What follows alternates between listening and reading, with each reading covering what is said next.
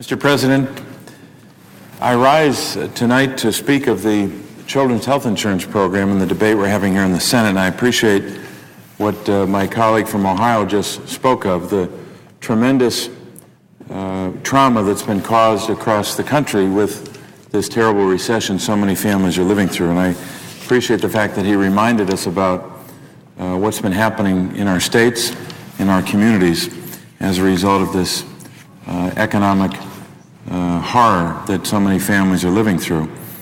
That horror and that trauma will only be increased in the months and years ahead if we don't pass this children's health insurance legislation. I think it's directly related to what we're talking about here when it comes to the terrible recession so many families are living through. So I wanted to speak about the bill and deal with some of the questions that have been raised about the bill. But in particular, I wanted to, first of all, to step back from the bill, from the debate, even step back for a few minutes from the program itself to just reflect on what the reality is for families. And when we speak of families and children's health insurance, we speak, I think, and we think mostly about parents and the relationship they have to their children and what they want for their children. They, of course, want their children to succeed in life. They have hopes and dreams for their children. But, of course, for a parent, and especially for a mother who's often providing most of the care for a child, her initial hopes, her initial fears, her concerns at the beginning of that child's life are very basic. Will that child be born healthy? Will that child grow and develop as he or she should? And I was thinking back in 2007 when we were having this debate at that time, that when you think of the love of a mother and what she can provide for a child, especially a very young child, that mother can provide all of the protection that she can muster for that child. She can envelop or embrace that child with protection and love and nurturing and all of the wonderful things that a mother, but a parent, but especially a mother, can provide for a child. But there are some things that no matter what that mother does, no matter how much she loves her son or her daughter, there's some things she cannot provide on her own.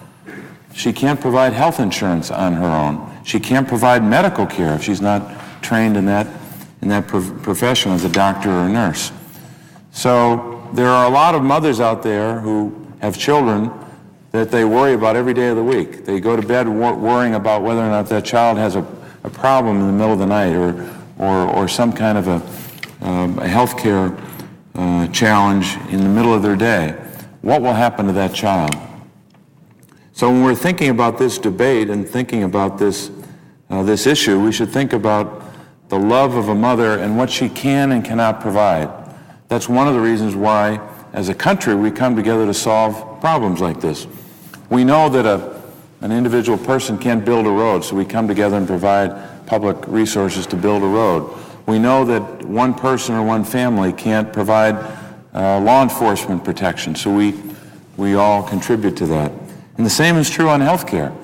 No matter how much that mother loves her child, she can on her own provide health insurance. So what did we do? We created a program which in my state of Pennsylvania is called the Children's Health Insurance Program, CHIP for short. Program is kind of redundant because the last word of the acronym is program. But the CHIP program then developed into a national program, as the presiding officer knows from his time in the House of Representatives. So-called SCHIP, State Children's Health Insurance Program. That's what the debate's about. What did we do? We created a program which now covers 6.7 million American children, most of whom, probably the overwhelming majority of whom, would not have any health insurance. Because as we know, these are families that are above the income levels for Medicaid, but they're often below or outside the category of families that have employer-sponsored health insurance. So they're in that gap, lower middle or middle-income families in many cases. So we've covered 6.7 million. That's wonderful. The only problem is there are millions more that are not covered. This bill, strip away all the debates, all of the back and forth, all of the fighting about this. At its core, what this bill does, just as it did a couple of years ago, is provide health insurance to more than 4 million additional children. So 6.7 roughly, and you add 4.1. That's what you're talking about. So we have we have the program in the legislation now to cover more than 10.5 million American children. Few, if any, generations of Americans who have served in a legislative body can say they will have cast a vote to cover that many children. It's a tremendous opportunity for a child, for their family, for the community and neighborhood they live in, for their state and for their country now and in the next months and years ahead. But it's also important to all of us down the road. I mean, who would you want to hire 20 years from now? A child that we invested in, a child that had health care in the dawn of his or her life, a child that had early learning opportunities, a child that had a good, healthy start in life. I think we would, as an employer, you'd want to hire the person that had that investment. They're bound to be more productive. So there's a long-term workforce argument, but even if that argument wasn't there, this is the right thing to do for the obvious reasons. Now, what are we talking about? We're talking about health care and benefits. There's a long list of benefits. I won't go through, and we have charts that we've all pointed to. We'll continue to do that. But just consider one aspect of the benefits, one that I focus on because I think it's crucial to the life of a child and crucial to their, or I should say, not just crucial, determinative of the kind of future they're going to have or not have. And that's well child visits. One of the things that's covered in Pennsylvania is in the first year of life of that child, 6 well child visits. Every child in America should have that opportunity. Every family should have the peace of mind to know that if all doesn't go well, at least their child has health insurance, and in the first year of their life, they've been to the doctor at least 6 times, and they've been to the dentist and any other specialty that they can get to and that the benefits cover. So if we wanted to just focus on one benefit to children's health insurance, is that a kid gets to the doctor 6 times in a year. Pretty important.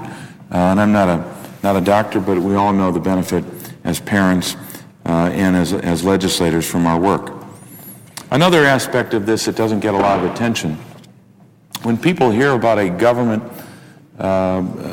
government-inspired or a program, in this case it's partially paid for with public dollars, we often hear about, well, that's just for communities where people are low income, but they're covered by Medicaid, so why do we need to help them?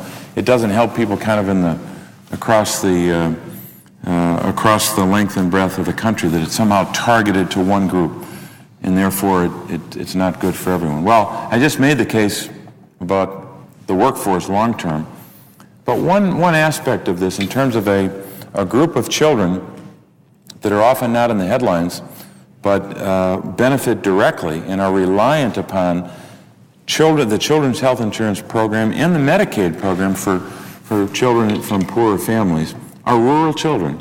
People who live in rural areas across the state of Pennsylvania and across the country. In my state of Pennsylvania, when you get outside of Philadelphia and Pittsburgh and Erie and Harrisburg, a couple of major urban areas, we have a very rural state. We have literally millions of people who live in the demographic category that we refer to as rural areas. Those children, 1/3 of them rely upon either the Children's Health Insurance Program or the Medicaid program. So a high percentage of rural children. And in the midst of this economy, when those rural communities in Pennsylvania and across the country have been disproportionately adversely impacted by high energy costs, including everything from gasoline to home heating oil to all kinds of other energy costs, when they've also been hit hard by the downturn in the economy, job loss is rampant in rural communities. When you factor in those realities with the dependence or reliance that they have on this program, it's critically important that we provide as much of resources as we can in this bill and outreach to get those children enrolled in rural areas as well as in our urban and even suburban communities.